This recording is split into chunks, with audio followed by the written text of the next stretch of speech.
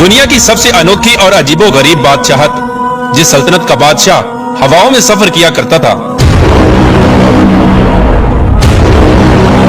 اور ایک ایسی حسین و جمیل ملکہ جو جنات کی اولاد میں سے تھی۔ یہ اپنی سلطنت کی سب سے خوبصورت شہزادی تھی جس کی قوم آگ اور سورج کی پوجا کیا کرتی تھی۔ پیارے دوستو، دنیا کی یہ سب سے منفرد اور عجیب و غریب بادشاہت اللہ تبارک و تعالیٰ نے کس کو عطا فرمائی تھی؟ اور اس بادشاہ کے پاس ایسی کون سی طاقت تھی جس کی وجہ سے دنیا کی تمام تر مخلوقات اس کی تابع و فرمان بردار تھی؟ اور یہ حسین و جمیل ملکہ کون تھی؟ اور اس کی سلطنت کے لوگ آگ اور سورج کی پوجا کیوں کیا کرتے تھے؟ اور پھر اس ملکہ کو اللہ تبارک و تعالیٰ نے کس طرح ہدایت دی؟ اور یہ کس طرح اللہ تبارک و تعالیٰ کی وحدانیت پر ایمان لے کے آئی؟ پیارے دوستو، دنیا کی تاریخ میں صرف 4 ہی ایسے بادشاہ گزرے ہیں جن کو اللہ تبارک و تعالیٰ نے پوری روئے زمین پر بادشاہت عطا فرمائی تھی، اور ان چاروں بادشاہوں میں سے سب سے انوکھی بادشاہت اللہ تبارک و تعالیٰ نے اپنے پیارے پیغمبر حضرت سلیمان علیہ السلام کو عطا فرمائی تھی۔ حضرت سلیمان علیہ السلام اللہ تبارک و تعالیٰ کے برگزیدہ پیغمبر ہیں۔ اللہ تبارک و تعالیٰ نے جنات، پریوں، انسانوں اور تمام مخلوقات کو حضرت سلیمان علیہ السلام کے تابع کیا تھا، یہاں تک کہ ہوا بھی آپ کے حکم سے چلا کرتی تھی۔ حضرت سلیمان علیہ السلام جانوروں، چرند پرند، الغرض ہر قسم کی مخلوقات کی بولیاں جانتے تھے۔ حضرت سلیمان علیہ السلام کا عالی شان تخت ہوا میں اڑا کرتا تھا، اور آپ کئی مہینوں کا سفر ایک دن میں طے کر لیا کرتے تھے۔ پیارے دوستو، دنیا کی عظیم الشان اور انوکھی بادشاہت اسی شان و شوکت کے ساتھ جاری تھی کہ ایک دن حضرت سلیمان علیہ السلام اپنے لشکر کے ہمراہ کسی سفر پر روانہ ہوئے۔ سفر کے دوران تمام تر مخلوقات حضرت سلیمان علیہ السلام کی خدمت میں مختلف قسم کی ڈیوٹیاں سر انجام دیتی تھی۔ حضرت سلیمان علیہ السلام کے اس لشکر کے اندر جنات، پریاں اور ہر قسم کی مخلوقات موجود تھی، اور اسی لشکر کے اندر ایک خاص قسم کا پرندہ بھی تھا جو حضرت سلیمان علیہ السلام کا چہیتا پرندہ تھا۔ اس کی ڈیوٹی یہ تھی کہ جہاں کہیں بھی حضرت سلیمان علیہ السلام کا لشکر رکتا تو یہ پرندہ حضرت سلیمان علیہ السلام کے لیے زمین کے اندر سے پانی تلاش کرتا تھا تاکہ حضرت سلیمان علیہ السلام اس پانی سے وضو فرما سکے اور اس پانی سے باقی تمام تر ضروریات کو پورا کیا جا سکے۔ یہ پرندہ جس کا نام ہدہد تھا، اس کی نظر کے اندر اللہ تبارک و تعالیٰ نے اس قدر طاقت رکھی تھی کہ یہ پرندہ ہوا میں اڑتے ہوئے زمین پر نگاہ کر کے پانی کو تلاش کر لیتا تھا، اور جہاں کہیں بھی پانی موجود ہوتا وہیں پر حضرت سلیمان علیہ السلام کا لشکر پڑاؤ کرتا۔ حضرت سلیمان علیہ السلام کے پاس ایک ایسی انگوٹھی تھی جس کے اوپر اللہ تبارک و تعالیٰ کا اسم اعظم کنندہ تھا، جس کی وجہ سے تمام تر مخلوقات حضرت سلیمان علیہ السلام کی تابع اور فرمان بردار ہو گئی تھی۔ میرے دوستو، اس جاری سفر کے دوران حضرت سلیمان علیہ السلام اور ان کے لشکر نے ایک مقام پر پڑاؤ کیا اور وہاں پر پانی کی ضرورت پیش آئی، تو حضرت سلیمان علیہ السلام نے اپنے چہیتے پرندے یعنی ہدہد کو طلب کیا تاکہ وہ پانی تلاش کریں، لیکن ہدہد وہاں پر موجود نہ تھا۔ یہ پرندہ اپنی ڈیوٹی سے غائب تھا۔ چنانچہ حضرت سلیمان علیہ السلام جلال سے فرمانے لگے کہ اگر آج ہدہد نے اپنے غائب ہونے کی قابل قبول وجہ نہ بتائی تو آج میں اس کو سخت سزا دوں گا۔ چنانچہ ابھی کچھ دیر ہی گزری تھی کہ اسی دوران ہدہد حضرت سلیمان علیہ السلام کی بارگاہ میں حاضر ہوا، اور حضرت سلیمان علیہ السلام کے جلال کو دیکھ کر ان سے معذرت کرنے لگا۔ تو حضرت سلیمان علیہ السلام نے ہدہد سے پوچھا کہ تم کہاں غائب تھے؟ تو ہدہد نے حضرت سلیمان علیہ السلام کی بارگاہ میں عرض کی، یا نبی اللہ، آج میں آپ کے لیے ایک عجیب و غریب خبر لایا ہوں۔ حضرت سلیمان علیہ السلام کی دریافت کرنے پر ہدہد نے بتایا کہ میں آج ایک عجیب و غریب ملک میں گیا جہاں ایک حسین و جمیل ملکہ حکومت کرتی ہے جس کا نام بلقیس ہے۔ اس سلطنت کے لوگوں کو اللہ تبارک و تعالیٰ نے بے شمار نعمتوں سے نوازا ہے، لیکن اللہ تبارک و تعالیٰ کی بے شمار نعمتوں کے باوجود بھی وہ لوگ آگ اور سورج کی پوجا کرتے ہیں، اور اس خوبصورت حسین و جمیل ملکہ بلقیس کا ایک عالی شان تخت بھی ہے جو 30 گز لمبا اور چوڑا ہے، جس پر خوبصورت ہیرے موتی اور جواہرات جڑے ہوئے ہیں۔ ہدہد نے حضرت سلیمان علیہ السلام کی بارگاہ میں عرض کی، یا نبی اللہ، ان تمام تر نعمتوں کے باوجود شیطان نے ان لوگوں کو برے اعمال کے اندر مبتلا کیا ہوا ہے، اور وہ لوگ اللہ تبارک و تعالیٰ کی وحدانیت کو چھوڑ کر شرک کے اندر مبتلا ہیں، اور پوری قوم گمراہی کے اندھیرے میں ڈوبی ہوئی ہے۔ چونکہ حضرت سلیمان علیہ السلام اللہ تبارک و تعالیٰ کے برگزیدہ پیغمبر تھے، جب انہوں نے یہ بات سنی کہ وہ قوم اللہ تبارک و تعالیٰ کے سوا کسی اور کی پوجا کرتی ہے، تو حضرت سلیمان علیہ السلام نے ان کو دعوت حق دینے کا فیصلہ کیا اور اس ملک کی ملکہ کے نام ایک خط لکھا۔ اس خط کے اندر حضرت سلیمان علیہ السلام نے تحریر فرمایا کہ حضرت سلیمان علیہ السلام کی طرف سے یہ عزت والا خط ملکہ بلقیس کے نام۔ انسان کو اپنی طاقت اور قوت پر ہرگز ناز نہیں کرنا چاہیے، بلکہ اللہ تبارک و تعالیٰ کی وحدانیت کے حضور جھک جانا چاہیے۔ حضرت سلیمان علیہ السلام نے اس خط کو تحریر کر کے ہدہد کے حوالے کر دیا، اور ہدہد کو یہ حکم دیا کہ یہ خط ملکہ بلقیس تک پہنچا دے۔ چنانچہ حضرت سلیمان علیہ السلام کا حکم پاتے ہی حضرت سلیمان علیہ السلام کا وہ خط لے کر ہد اٹھتے ہوئے ملکہ بلقیس کے محل میں جا پہنچا۔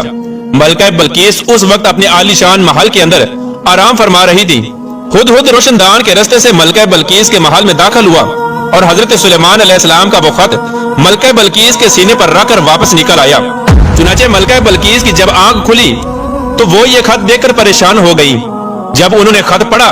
تو اپنے حواریوں سے حضرت سلیمان علیہ السلام کے بارے میں دریافت کرنے لگی کہ یہ کون سا بادشاہ ہے اور کہاں کا رہنے والا ہے۔ چنانچہ درباریوں نے ملکہ بلقیس کو بتایا کہ حضرت سلیمان علیہ السلام بہت ہی طاقتور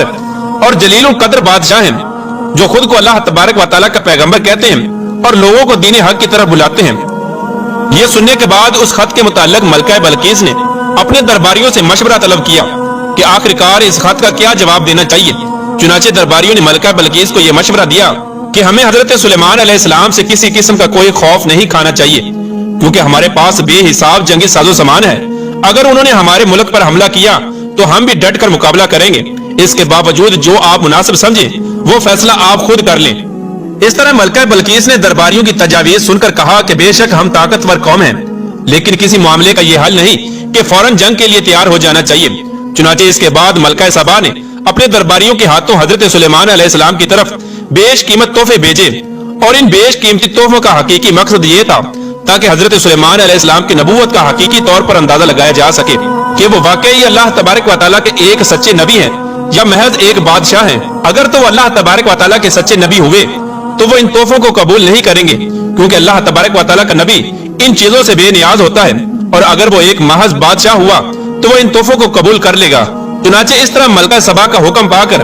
چند درباری بیش قیمت تحائف کے ساتھ حضرت سلیمان علیہ السلام کی بارگاہ میں حاضر ہوئے اور حضرت سلیمان علیہ السلام کی بارگاہ میں وہ تحفے پیش کیے تو حضرت سلیمان علیہ السلام نے ان تحفوں کو قبول کرنے سے انکار کر دیا، اور حضرت سلیمان علیہ السلام نے ارشاد فرمایا کہ تم لوگ جن تحفوں کے ذریعے مجھے بہلانے کے لیے آئے ہو، ان سے بھی زیادہ نعمتیں اللہ تبارک و تعالیٰ نے مجھے عطا کر رکھی ہیں، اور ان تحائف سے کہیں زیادہ اللہ تبارک و تعالیٰ نے مجھے مال و دولت عطا فرمایا ہے۔ میرے نزدیک دنیا کے مال و دولت کی کوئی حیثیت نہیں، اور مال و دولت کو جمع کرنا میرا مقصد نہیں، بلکہ میرا مقصد اللہ تبارک و تعالیٰ کے کلمہ حق کو بلند کرنا ہے، اور میری یہ خواہش ہے کہ تمام لوگ اللہ تبارک و تعالیٰ کے احکامات کی پیروی کریں اور اللہ تبارک و تعالیٰ کی وحدانیت کو قبول کر کے اللہ تبارک و تعالیٰ کی عبادت کریں۔ اس طرح حضرت سلیمان علیہ السلام نے ان درباریوں سے کہا کہ ملکہ بلقیس سے جا کر کہیں کہ اللہ تبارک و تعالیٰ کی وحدانیت پر ایمان لے آئے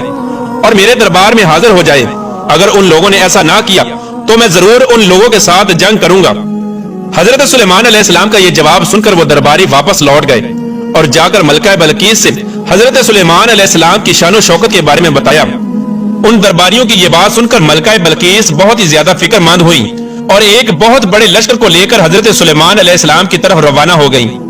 ادھر جب حضرت سلیمان علیہ السلام کو ملکہ بلقیس کی آمد کا علم ہوا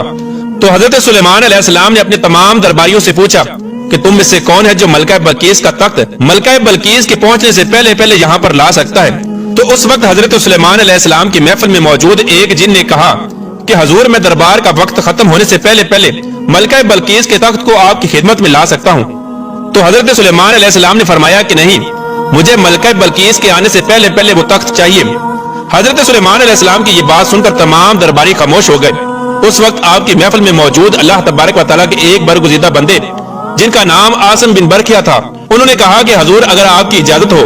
تو آپ کے پلک جھپکنے سے پہلے میں وہ تخت آپ کی خدمت میں حاضر کر سکتا ہوں۔ چنانچہ حضرت سلیمان علیہ السلام کے پلک جھپکنے سے پہلے اللہ تبارک و تعالیٰ کے اس برگزیدہ ولی نے اس تخت کو حضرت سلیمان علیہ السلام کی بارگاہ میں پیش کر دیا۔ جب وہ تخت حضرت سلیمان علیہ السلام کی بارگاہ میں حاضر ہوا تو حضرت سلیمان علیہ السلام نے اس تخت کی حیت تبدیل کرنے کا حکم دیا تاکہ اس سے ملکہ بلقیس کی عقل کا اندازہ لگایا جا سکے کہ وہ کتنے سمجھدار ہیں اور وہ اپنے تخت کو پہچانتی ہیں یا نہیں۔ چنانچہ ملکہ بلقیس کے آنے سے پہلے اس تخت کی شکل و صورت کو بدل دیا گیا۔ جب ملکہ سبا حضرت سلیمان علیہ السلام کے عالی شان محل میں داخل ہوئی تو حضرت سلیمان علیہ السلام کی شان و شوکت کو دیکھ کر حیران رہ گئی۔ حضرت سلیمان علیہ السلام نے ملکہ بلقیس کا خیر مقدم کیا۔ ملکہ بلقیس حضرت سلیمان علیہ السلام کے حسن اخلاق سے بے حد متاثر ہوئی۔ ملکہ بلقیس کے سامنے جب وہ تخت پیش کیا گیا تو ملکہ بلقیس نے اپنے تخت کو فوراً پہچان لیا اور حضرت سلیمان علیہ السلام سے کہنے لگی یہ تو میرا تخت ہے، اور اس عجیب و غریب منظر کو دیکھ کر سوچنے لگی کہ جو شخص اتنی دور سے اس تخت کو یہاں لانے پر قادر ہے بے شک وہ اللہ تبارک و تعالیٰ کا سچا نبی ہی ہو سکتا ہے۔ حضرت سلیمان علیہ السلام کے اس عظیم الشان معجزے کو دیکھ کر اور حضرت سلیمان علیہ السلام کی حسن اخلاق سے متاثر ہو کر ملکہ بلقیس اللہ تبارک و تعالیٰ کی وحدانیت پر ایمان لے آئی، اور اس طرح اللہ تبارک و تعالیٰ نے اس خوبصورت شہزادی کو ایمان کی دولت نصیب فرمائی۔ پیارے دوستو، بعض روایات میں آتا ہے کہ ملکہ بلقیس کے ماں باپ میں سے کوئی ایک جنات میں سے تھا جن میں سے ملکہ بلقیس پیدا ہوئی۔ اسی وجہ سے بعض روایات میں یہ نقل کیا گیا ہے کہ ملکہ بلقیس جنات کی اولاد میں سے تھی۔